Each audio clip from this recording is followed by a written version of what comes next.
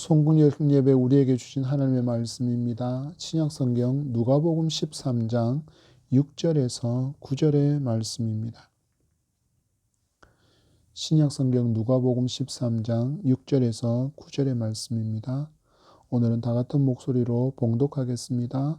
이에 비유로 말씀하시되 한 사람이 포도원에 무화과 나무를 심은 것이 있더니 와서 그 열매를 구하였으나 얻지 못한지라.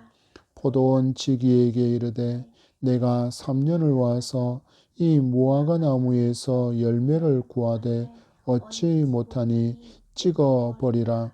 어찌 땅만 버리겠느냐 하느냐. 대답하여 이르되 주인이여 금년에도 그대로 두소서.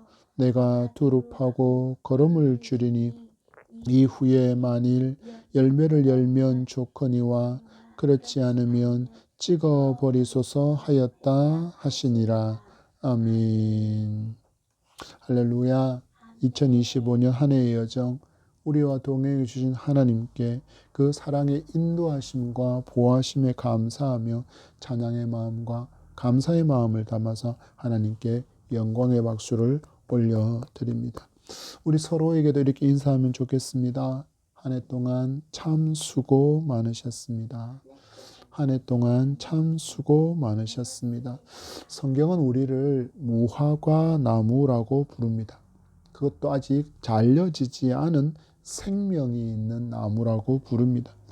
우리에게 생명이 있다라는 말은 가능성이 있다라는 말이고 또 한 해 기회가 주어졌다라고 할 수 있습니다.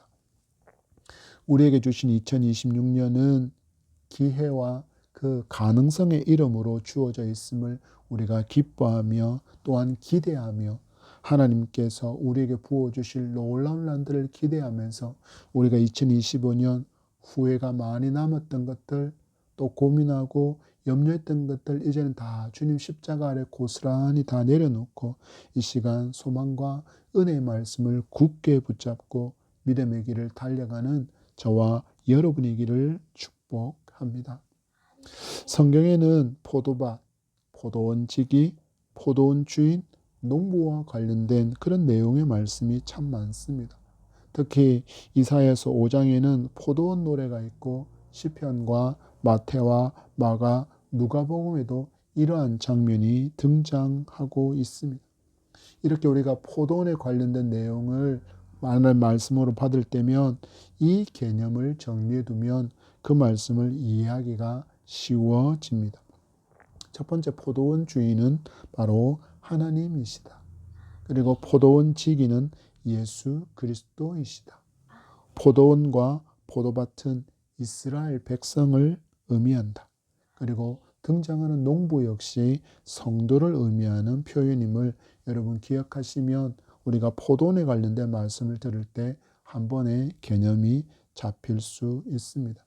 우리는 이렇게 설명을 들어야만 이 포도원과 포도밭과 무화과와 포도원 주인과 포도원 지기 농부들의 관계를 이해할 수 있겠지만 예수님께서 이 비유를 하시는 동안에 유대인들은 이 비유가 무엇을 의미하는지 그리고 누구를 향한 메시지인지를 단번에 알아들을 수 있었습니다. 오늘 송구영신 예배 자리에 와 있는 저와 여러분에게 이 말씀이 주는 참된 의미가 깨달아지고 그 의미를 발견해서 우리 2026년 우리의 삶에 던져주시는 놀라운 도전의 음성, 하나님의 음성을 잘 듣고 순종의 열매로 영광 돌릴 수 있는 저와 여러분이기를 다시 한번 축복합니다. 우리 6절의 말씀 같이 읽겠습니다. 이에 비유로 말씀하시되 한 사람이 포도원에 무화과 나무를 심은 것이 있더니 와서 그 열매를 구하였으나 얻지 못한지라. 아멘. 저번 주의 말씀을 통해서 얻게 되는 진리는 성도는 은혜 안에 들어와 있는 사람이라는 진리입니다. 여러분 말씀을 보십시오. 지금 무화과 나무가 어디에 심어져 있습니까? 포도원이라고 말씀합니다. 앞에서 말씀드린 것처럼 포도원은 누구를 의미합니까? 바로 선민 이스라엘을 의미한다 했습니다. 넓게 보면 하나님의 나라이며 천국을 의미한다라고도 말할 수 있습니다. 그렇다면 여러분 이 포도원과 우리와는 관계가 전혀 없는 것일까요? 아닙니다. 이스라엘의 역사이기 때문에 우리와 상관없다고요? 아닙니다, 여러분. 왜 그렇습니까? 우리는 믿음으로 말미암아 성도는 아브라함의 자손이라는 칭함을 받게 되었기 때문입니다. 그래서 갈라디아서 3장 7절은 말씀합니다. 그런즉 믿음으로 말미암은 자들은 아브라함의 자손인 줄 알지어다. 아멘. 믿음으로 말미암은 자들은 아브라함의 자손인 줄 알지어다. 곧 아브라함의 자손은 믿음으로 되어진다라는 것을 알려주는 것입니다. 이 말씀은 이미 우리가 하나님의 포도원 안에 있음을 확정해주는 은혜의 선포의 말씀임을 여러분 굳게 믿기 바랍니다. 이것이 왜 소망이며 이것이 왜 중요합니까? 우리가 너무 연약하기 때문입니다. 우리는 너무 연약해서 우리의 연약함으로 말미암아 자주 넘어집니다. 우리의 육신의 정욕으로 말미암아 때로는 죄성으로 말미암아 미혹과 시험으로 말미암아 그렇게 우리는 자주 넘어집니다. 실수하기도 하고 죄를 지을 때가 성도의 삶에도 있습니다. 예수 그리스도를 믿은 후에 이렇게 죄를 짓는 일이 없을까요? 아니요. 예수 그리스도를 믿은 후에도 우리는 분명히 넘어질 수 있습니다. 실수할 수 있습니다. 죄 지을 수 있습니다. 그때 여러분 기억하셔야 합니다. 이런 우리 삶으로 말미암아 하나님이 우리를 구원하신 것에서 우리를 버리시고 우리를 향한 구원을 취소하실까요? 아니요. 그런 일은 없습니다. 여러분 기억하십시오. 우리가 어디에 심어져 있는 무화과 나무인지를 기억하시면 됩니다. 여러분 어디입니까? 바로 포도원 안에 있습니다. 우리는 믿음으로 말미암아 아브라함의 자손이 된 성도라는 것을 여러분 굳게 믿기 바랍니다. 그래야 미혹에서 여러분 이길 수 있고 여러분 마음속으로 찾아오는 좌절과 그 의심도 넉넉히 이길 수 있기 때문입니다. 그래서 여러분 이 밤 설교를 듣는 것은 분명한 가치를 가지고 들으셔야 합니다. 바로 구원받기 위함이 아니라는 것을 여러분 분명히 기억하셔야 합니다. 왜 그렇습니까? 여러분은 이미 포도원 안에 심겨진 무화과 나무이기 때문입니다. 여러분 순서를 정확하게 아셔야 합니다. 나는 구원받기 위해서 애쓰고 수고하고 몸부림치며 봉사하고 예배하고 말씀 읽고 말씀을 살고 기도하고 헌신하고 헌금하는 사람이 아니라 내게 임한 그 놀라운 구원의 은혜를 알았기에 그 은혜에 감사하여 이 모든 것을 행하는 사람이라는 것을 여러분 명심하고 또 명심해야 합니다. 이 순서를 여러분 바르게 알지 못하면 여전히 우리는 내가 무언가를 함으로 말미암아 내 구원이 더 확실해 줄 수 있다는 그런 이상한 착각을 하게 되기 때문입니다. 그래야 구원에 있어서 내 공로를 조금이라도 주장하려는 모든 거짓되고 어리석은 미련한 시도들을 다 고스란히 내려놓을 수 있기 때문입니다. 이 굳센 믿음이 있을 때 우리는 범죄하고 실수할 때 들려오는 마귀의 음성에서도 자유할 수 있습니다. 우리가 실수하고 범죄하면 어떤 목소리가 들려옵니까? 야, 너 같은 걸 하나님이 여전히 사랑하시겠냐? 여전히 너를 구원으로 인도해 가시겠니? 너를 버리지 않겠니? 너의 구원을 취소시켜 버리지 않겠니? 나 같으면 충분히 그럴 것 같은데 하나님도 그럴 거야 라고 그렇게 미혹하는 목소리에 넘어지지 않을 수 있는 것은 우리가 어디에 있음을 확신해야 합니까? 포도원 안에 있는 무화과 나무라는 사실들을 여러분 분명히 기억하셔야 한다라는 것입니다. 여러분 구원은 믿음으로 말미암아 성도에게 주시는 하나님의 은혜의 선물이라는 에베소서의 말씀을 여러분 분명히 이 진리를 기억하셔야 합니다. 그래서 이를 알려주려고 성도가 포도원 안에 심어진 무화과 나무라는 것을 정확하게 우리에게 알려주고 있는 것입니다. 여러분 우리라는 무화과 나무를 누가 포도원 안에 심으셨습니까?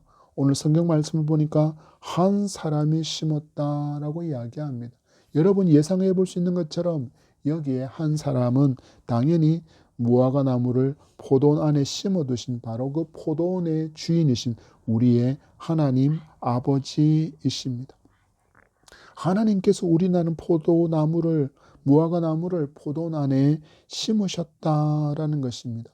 영적으로는 우리를 이스라엘로 삼아주셨다는 의미이고 신학적인 의미로는 우리에게 구원을 주셨다는 뜻입니다.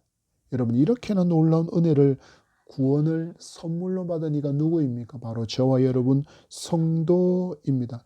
여기서 우리는 기억해야 합니다. 왜 하나님은 우리를 구원하셨습니까?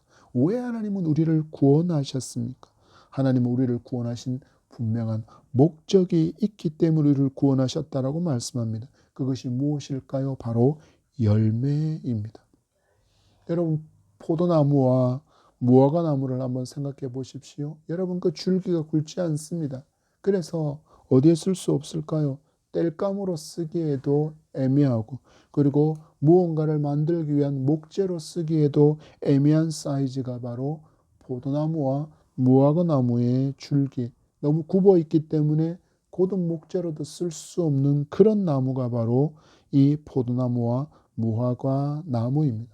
그렇다면 무엇이 이 나무들의 존재의 분명한 목적일까요? 바로 그 열매입니다.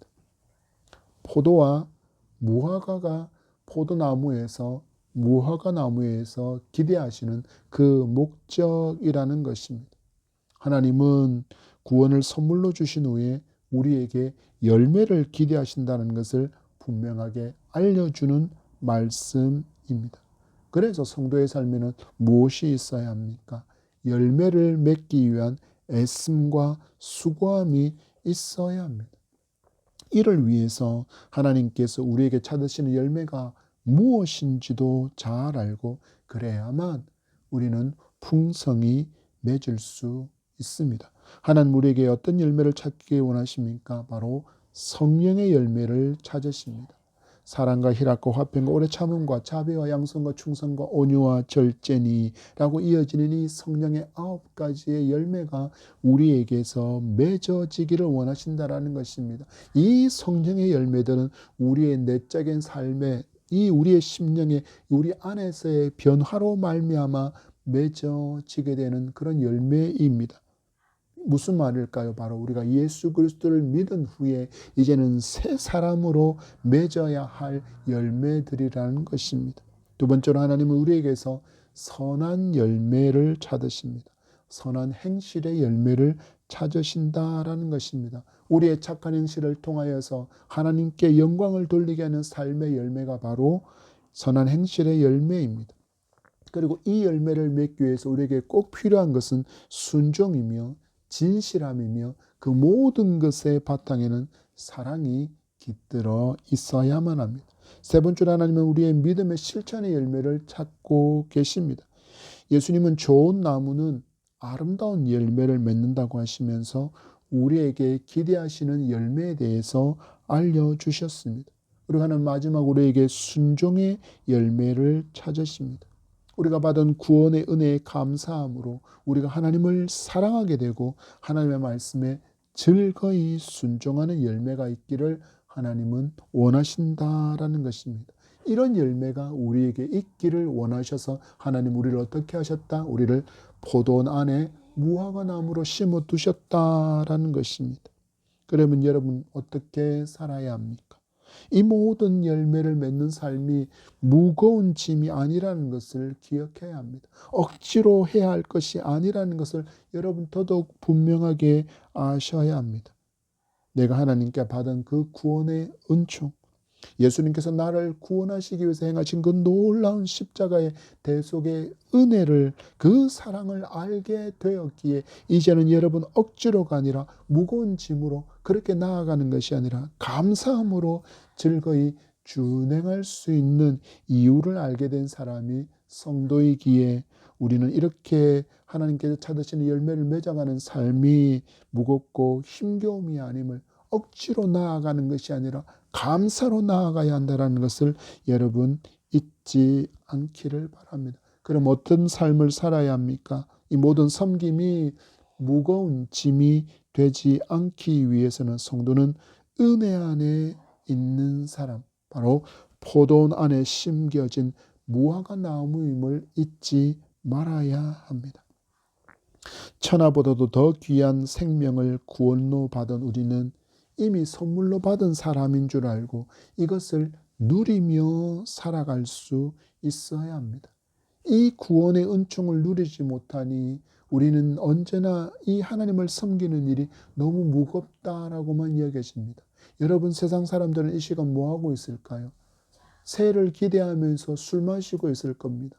그리고 쾌락을 추구하고 있을 것입니다. 그리고 새벽에 태양을 떠오르는 일출을 보기 위해서 지금 어딘가로 달려가고 있을지도 모릅니다. 그러나 우리는 지금 무엇하고 있습니까? 하나님을 예배하고 있습니다. 그들의 입장에서 보면 우리가 얼마나 미련하고 어리석겠습니까? 그러나 우리는 가장 복된 일을 하고 있습니다. 왜 그렇습니까? 우리에게 구원을 베풀어 주신 하나님의 그 은혜와 사랑을 기억하고 그 사랑에 감사함으로 우리는 예배하고 있기 때문입니다.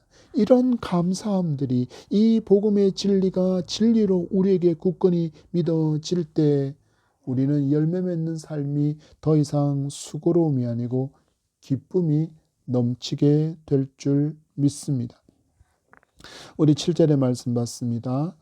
포도원 지기에게 이르되 내가 3년을 와서 이 무화과 나무에서 열매를 구하되 얻지 못하니 찍어버리라.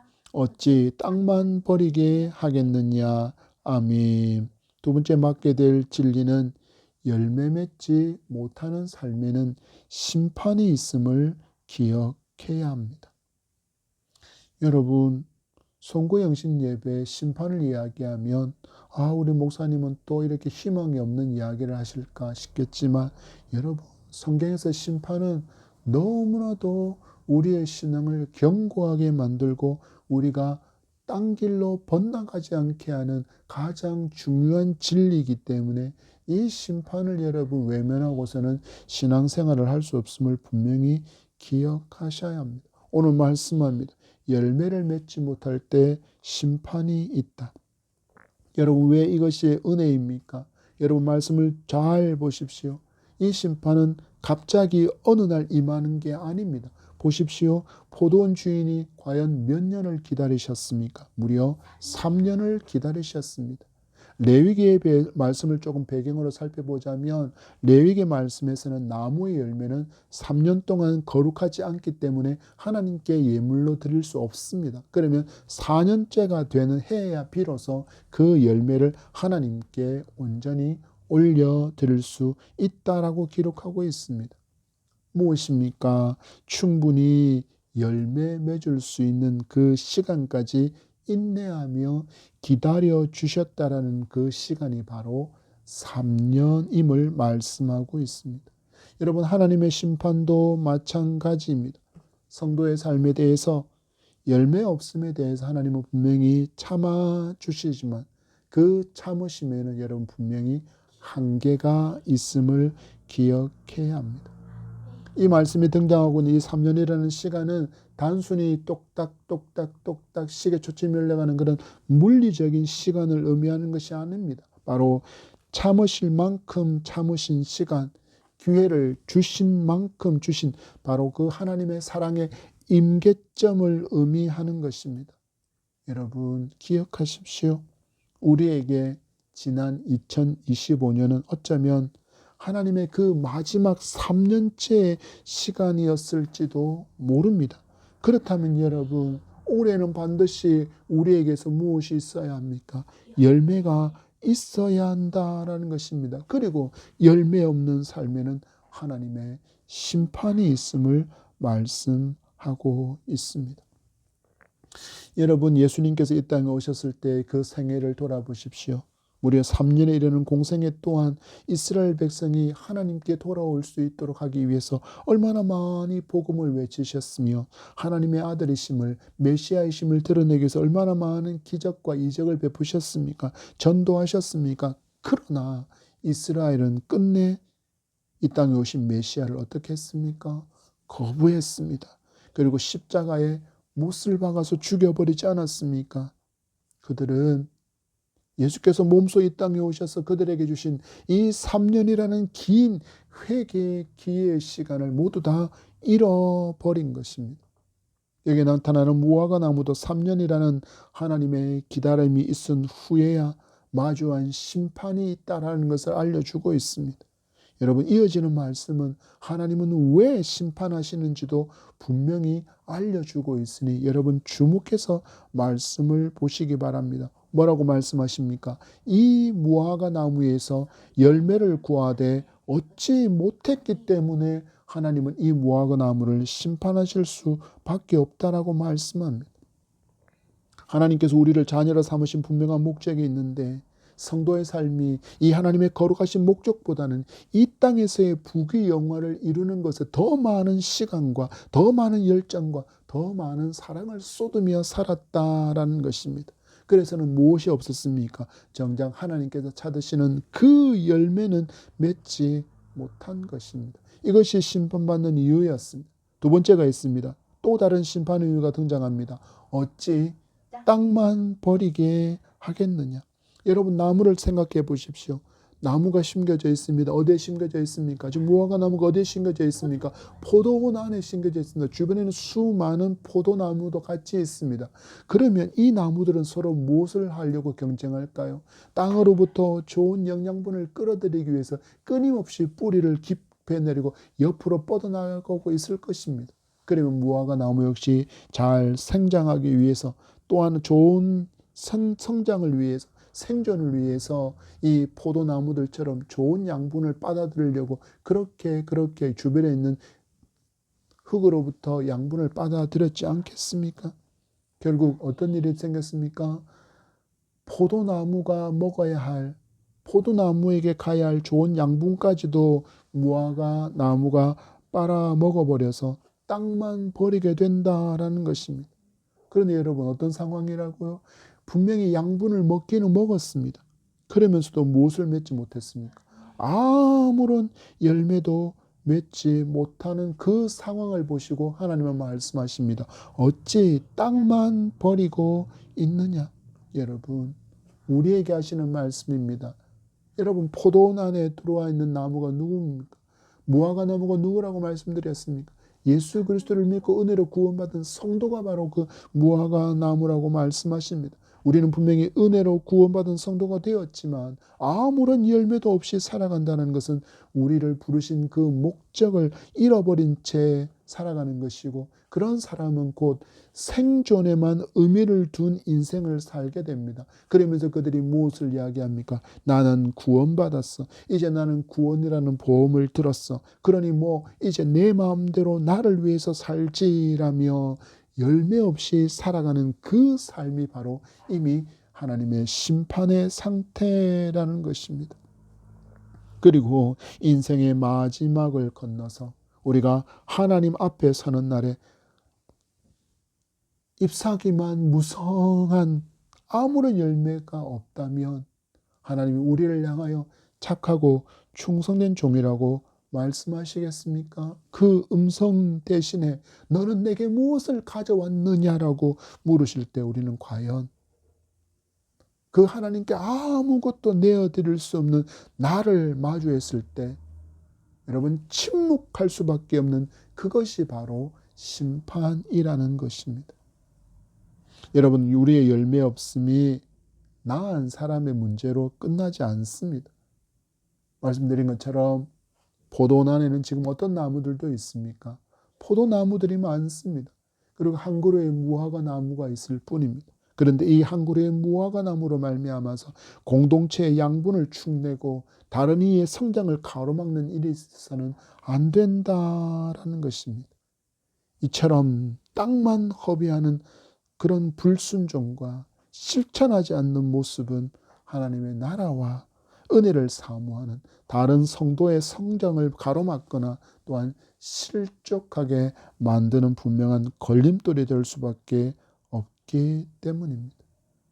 하나님은 이런 모습을 너무나도 싫어하시기에 열매 없는 성도에게 징계라는 심판으로 그 삶의 환경을 흔드셔서 깨닫게 하시는 때도 분명히 있습니다.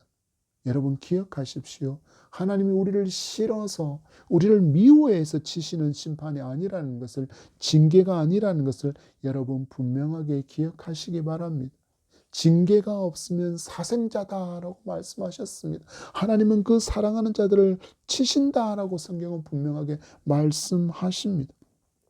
여러분, 여기에 하나님 사랑이 있음을 잊지 마시기 바랍니다. 왜 하나님은 우리를 징계하십니까? 바른 믿음의 길을 갈 수 있도록 사랑의 매를 드시고 있는 것임을 여러분 분명히 아셔야 합니다. 하나님이 이를 통해서 우리에게 기대하시는 것이 무엇입니까? 이 하나님의 징계와 이 하나님의 심판의 목적은 멸망이 아니라 회개에 있다라는 것을 알려주고 있음을 여러분 분명히 기억하시기 바랍니다. 우리를 살리기 위해서 하시는 하나님의 아픈 징계라는 것을 여러분 기억하셔야 합니다. 그래서 성도는 삶에서 마주한 고난과 실패와 시험과 위기의 순간에 말씀 앞에 자기를 조명받아 보아야 합니다. 하나님 앞에 부족함이 보인 것은 없는가? 하나님의 마음을 서운케 한 것은 없는가? 혹시 내가 범하고도 하나님 앞에 회개하지 못한 남아있는 숨겨진 죄는 없는가 하고 말씀의 거울에 비추어서 자기를 돌아보아야 합니다. 여러분, 결국 하나님께서 열매 맺지 못하는 성도를 징계하시는 목적은 어디에 있습니까? 사랑하셔서 하나님 앞에 서는 그날에 칭찬하시려고 상 주시려고 매를 드시고 있다는 것을 여러분 아셔야 합니다. 이 음성을 모두 다 무시할 때 어떤 일이 일어납니까? 말씀합니다. 찍어버리라. 여러분, 말씀으로 삶을 조명해 보십시오. 하나님 나라와 을을 맺는 삶을 위해서 사는 그 시간과 물질과 열정을 나는 세상의 것을 얻는 것을 위해서 사용하는 데보다 훨씬 더 많이 사용하고 있는지, 아니면 세상의 것들을 얻기 위해서 훨씬 더 많은 시간을 사용하고 있는지 여러분 돌아보시기 바랍니다.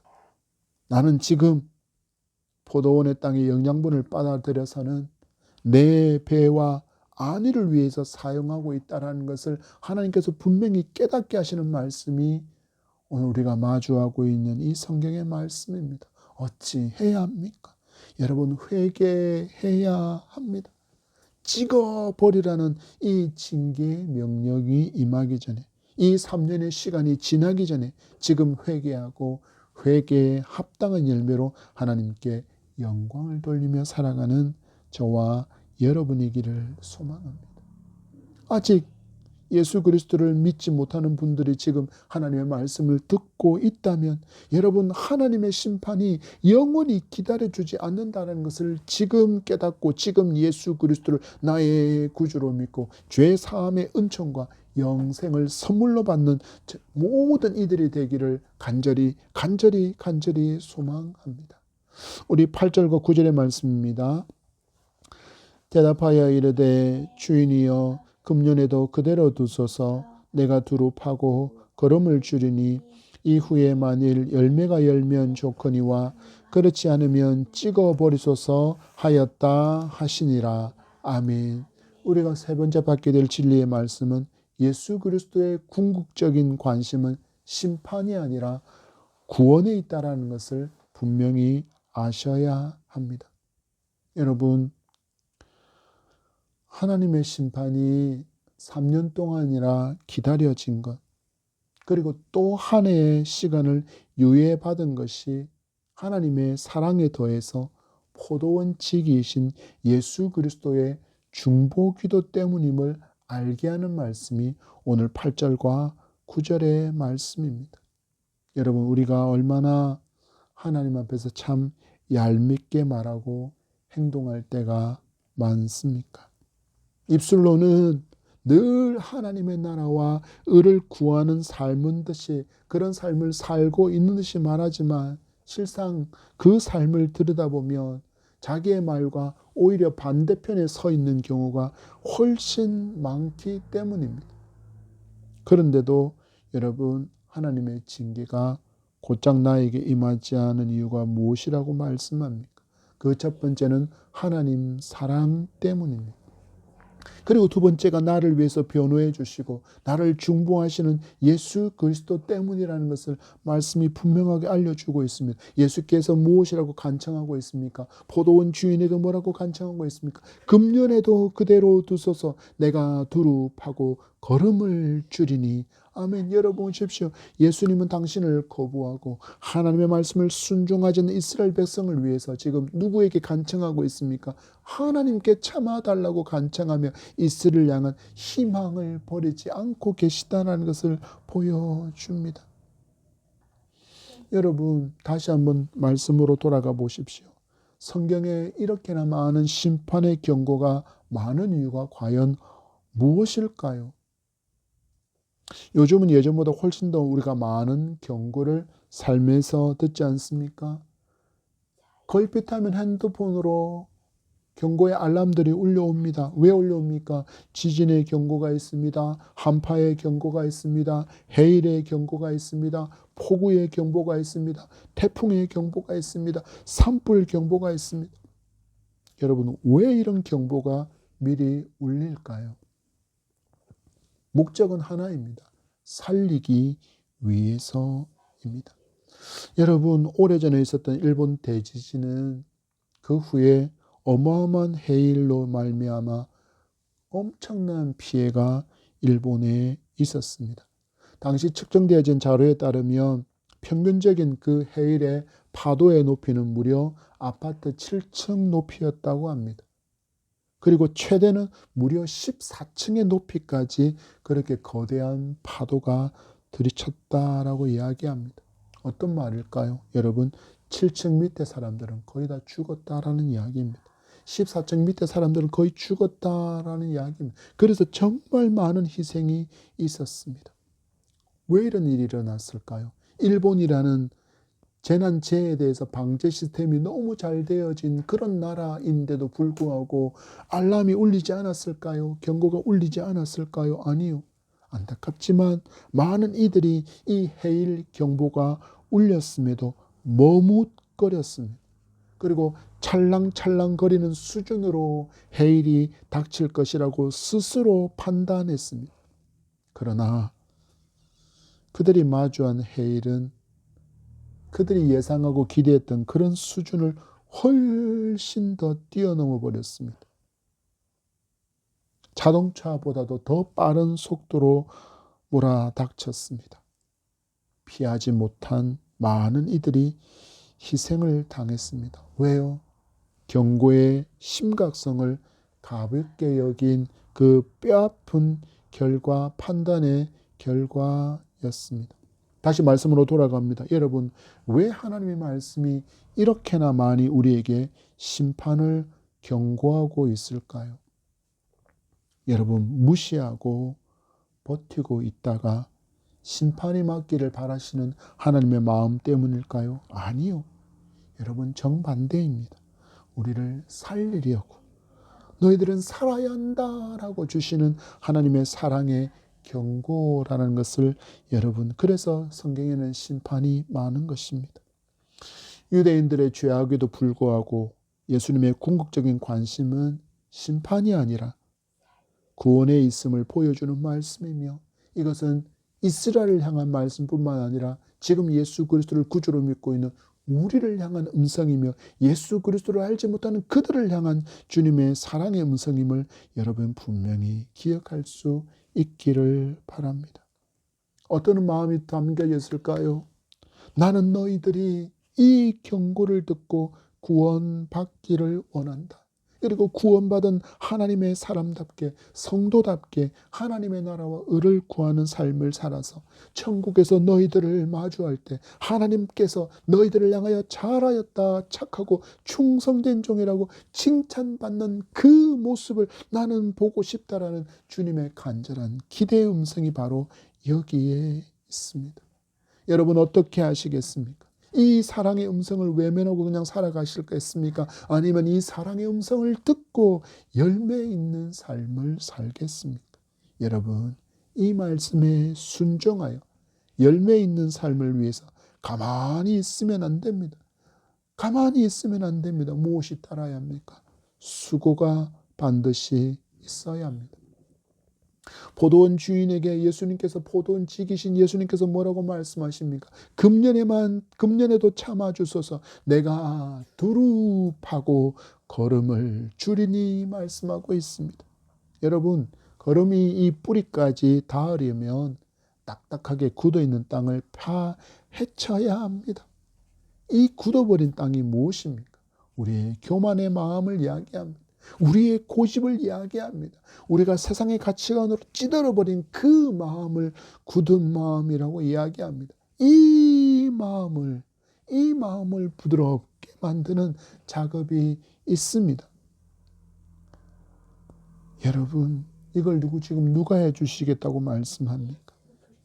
예수님께서 우리를 위해서 해주시겠다고 말씀합니다. 그렇다면 우리도 이 모든 일들이 말씀과 기도로 가능한 일이기에 우리도 말씀과 기도로 살아가기 위한 삶의 수고가 있어야 한다는 것입니다. 그 다음 무엇이 필요합니까? 여러분, 걸음도 주어야 합니다. 여러분, 어떤 걸음을 주어야 합니까? 바로 성령으로 부어지는 걸음, 바로 하늘의 영양분이 필요한 것입니다. 여러분, 걸음이 무엇입니까? 부패한 오물이나 배설물이 썩어서 만들어집니다. 걸음은 냄새나고 부패한 것입니다. 코를 막을 수밖에 없습니다. 그런데 여러분, 이것이 어디에 닿으면 나무 뿌리에 닿는 순간 여러분 생명이 됩니다. 여러분의 지난 한 해 혹시라도 여러분 감추고 싶은 얼룩과 부패한 죄의 고백이 있습니까? 여러분 절대로 그것 숨기지 마십시오. 누구에게 털어놓으셔야 합니까? 과수원직이신 예수님께 내어놓으셔야 합니다. 예수님은 우리의 그 아픈 과거조차 2026년의 풍성한 열매를 위한 영적 걸음으로 분명히 바꾸어 사용하실 수 있는 능력의 주님이시기 때문입니다. 이 모든 것이 내 힘만으로 되지 않기에 누가 도와주신다 말씀하십니까? 예수께서 도와주시겠다 말씀합니다. 성령께서 도와주신다고 말씀합니다. 하나님께서 우리의 열매 있는 삶을 위해서 이처럼 애쓰고 수고하시는데 여러분, 우리가 팔짱 낀 채 게으르다면 우리를 향한 하나님의 심판은 마땅할 것입니다. 그래서 성도는 열매를 위한 수고를 아끼지 않아야 합니다. 여러분, 우리 주님 말씀하십니다. 이런 수고가 있는데도 불구하고 열매가 없다면 찍어버리라고 하나님께 기도하는 음성의 그 의미는 무엇이냐면요, 반드시 열매가 있을 것이라는 주님의 확신입니다.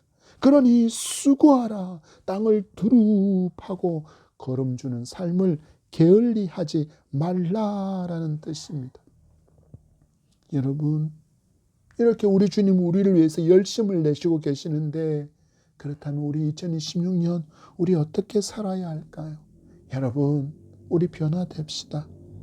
열매 있는 삶을 위해서 분투하는 저와 여러분의 2026년이기를 축복합니다. 말씀을 맺습니다. 이제 시계를 보듯이 2025년을 지나서 우리 2026년을 마주했습니다. 여러분, 우리 2026년 또 그냥 주어진 한 해가 아니라 열매를 기대하시는 주님이, 열매를 기대하면서 기다려주시는 주님이 은혜로 우리에게 주신 한 해임을 믿고 우리 믿음의 수고를 다해 풍성한 열매로 한 해를 기쁨으로 마무리할 수 있는 그런 2026년이 되어지기를 축복합니다. 여러분, 지난 한 해 정말 수고 많으셨습니다. 얼마나 격동의 시간이었는지, 얼마나 어려운 시간이었는지 그 수고의 기간 가운데 생활 속에서 믿음 생활한다고 정말 수고 많으셨습니다. 오늘 주신 말씀 기억하면서 새롭게 주어진 이 한 해 우리를 이처럼 도우시는 주님의 손길과 사랑이 나를 향하고 있음을 기억하며 여러분, 우리 분투합시다. 열심을 냅시다. 말씀이 삶이 되는 예담한 교회로 살아가는 우리 모두가 되기를 축복합니다. 여러분 기억하십시오.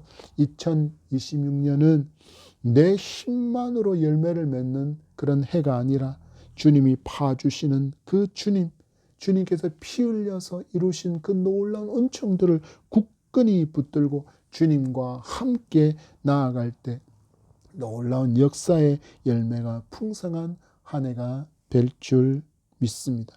새해 복 많이 받으시기 바랍니다. 기도하겠습니다. 참 고마우신 아버지 하나님 감사합니다. 말씀을 통하여 우리에게 열매 있는 삶을 기대하시는 하나님의 사랑의 음성을 듣습니다.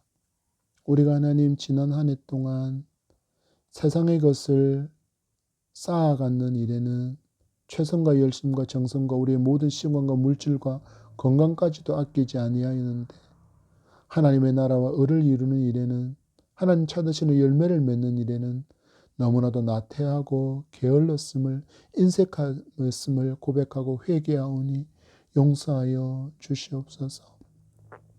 3년의 시간이 참아진 것이 하나님의 사랑이었고 또 한 해의 시간이 더해진 것은 우리 주님의 중보 때문임을 그 사랑 때문임을 말씀을 통하여 드렸사오니 하나님 올해가 나의 마지막 시간인 줄 알고 최선과 열심을 다하여서 열매 있는 아름다운 삶을 살아갈 수 있는 모든 예다명 성도가 되어질 수 있도록 이 모든 삶을 이루어가며 조금 더 부족함이 없도록 하나님 믿음에 믿음을 더하시옵시며 성령의 충만함으로 더딥혀 주시옵소서. 감사하며 예수님 이름으로 기도합니다. 아멘.